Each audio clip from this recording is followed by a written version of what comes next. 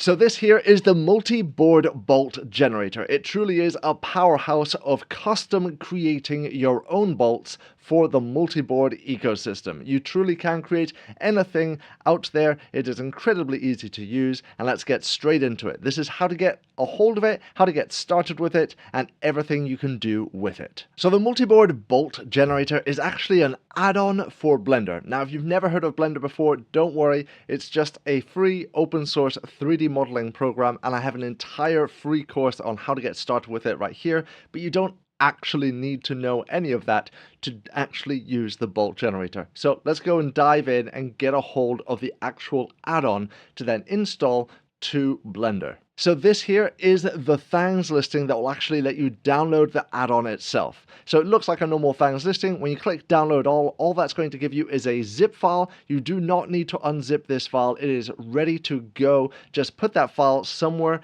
easy to access for future reference, because we're about to go and use that exact same file to get it installed over in Blender. So now that you have your multi-board bolt generator add-on zip file, let's get it installed. Open up Blender and head on over to then Edit and then Preferences, to where it says add-ons, click install and navigate to where you have this ready to go. For me, it's right here. I have the zip. I'm going to click it, click install add-on, and it's as simple as that, really. Now I'm just going to turn it on, and that's it. When I turned that on, the add-on is now activated inside of Blender. Every single time you open up Blender, it's going to be right here. And if you see it, it is right here. Now, if you don't see that, you can just tap N on your keyboard, and that's going to bring up your N side menu. So if you click here, you'll see that we'll have this new multi-board bolt. Now, we're going to be doing precision modeling in Blender. And if you've never done precision modeling in Blender, you need to make sure your unit scale is set to this. Now, don't worry, you don't need to know about all of this. If your unit scale is not set right, there's going to be this little button here. All you have to do is click this, and you are now ready for precision modeling in Blender. Make sure that you press that button first. If not, you're going to get some really strange shaped bolts at the wrong size and scale. Once that's done, I don't need this default cube, so I'm just going to delete it away. I want to create a new bolt. It's as simple as clicking New Bolt. I'm going to zoom out a little bit, and here it is. Now, it is very simple to make your own bolts now. Pick whichever head you want. Let's make a push fit head. Perfect. There's the push fit head bolt all ready to go. Let's say I want a small thread hole in here. Well, here's the through hole. I'm going to change this to a small thread through hole. Okay, I want this to be a little bit longer. I'll change the length, let's say, to be 25. And you know what? I wanted a shank of 5 millimeters. There we have it. Okay, and you know what? I found that 0.25 was a little bit too much. My printer is really dialed in. I only want this to be a 0.1 millimeter tolerance, and that's it sorted. Now, the resolution is quite low right this minute, so make sure that you also up the resolution. I would say the minimum to go for is 88. This here still prints quite nicely, but sometimes you want to go a little bit higher. Sometimes, let's say 152. Now, you'll see that I'm going on random numbers a little bit like this. Now, the reason why I'm doing that is we are doing a lot of complicated geometric maths behind the scenes. This is all driven by code and is as accurate as possible as a thread can possibly be.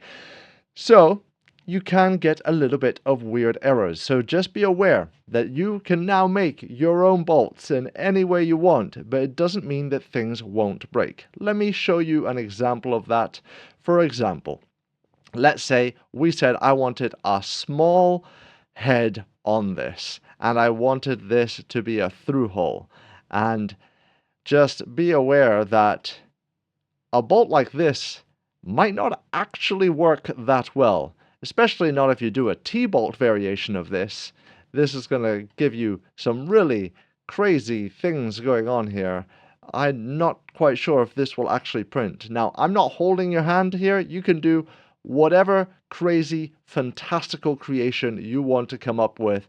But just be aware, there are 100% things that can break this generator. You've got to think it through. Okay, why is this not working? It's because the through hole here of a push fit isn't going to happen with a small thread. So we'll make that go down. Maybe this isn't the strongest type of head.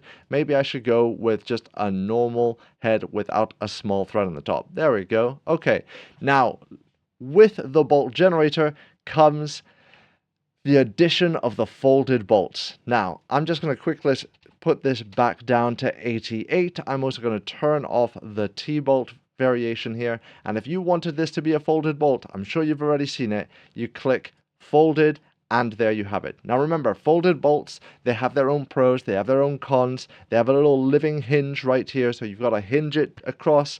They have all the pros of a normal bolt like this one here that has full thread interaction, and it's got all the pros of the T-bolt because it is a lot stronger in the printing direction that it's actually printed in, but it does have the little negative that you can, well, it can split in half. But just be aware that once this is threaded in, it's threaded in. It's not going to split in half when it's actually threaded in. I found these to be incredibly powerful.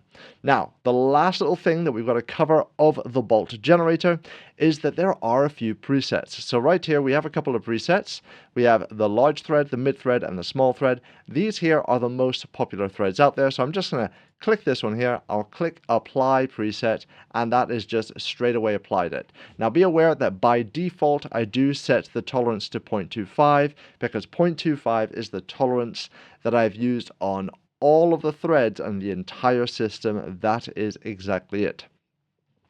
Okay, so that there is the multi-bolt generator. I cannot wait to see what you're going to get making it, what crazy, fantastical ideas out there. Remember that you can just grab one of these, press Shift D, move it off to the side, and then each one of these can be their own settings. So we can set this one over to, let's say, a mid-thread. So see, this is a perfect example. So we're going to go and turn that back to here. We'll change that over into a through hole, and these are completely different. Let's say you really like this new crazy new bolt that you've made here that is 30 with a chamfer of 15, a shaft of 15, and the resolution of, I don't know, 120 is exactly what you are wanting there. You can always save this as your own preset.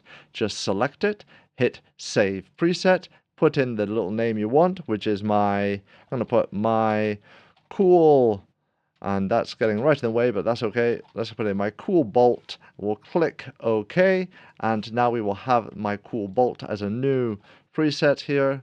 Right here, down here, we have my cool bolt. I'll click apply preset, give it a moment because we've really increased the resolution on that one, and you have that right there. So that there is the bolt generator. You truly can create anything you can come up with, and of course if you find any issues at all, do let me know over in the community. Oh, and very, very quickly, editing me here, I forgot to mention that this isn't just for bolts. You can grab one of these. We'll put down the resolution back to 88 just for some nice fast editing, and just say that you don't want a head on it at all. So click it here, click no, and this is going to give you a very weird rod. Now, of course, we can just set this back to 0, and now you'll have an entire threaded rod. So just be aware, you can really make anything. So with that all said and done, I cannot wait to see what you're going to get making with this. Thanks for watching, and keep making.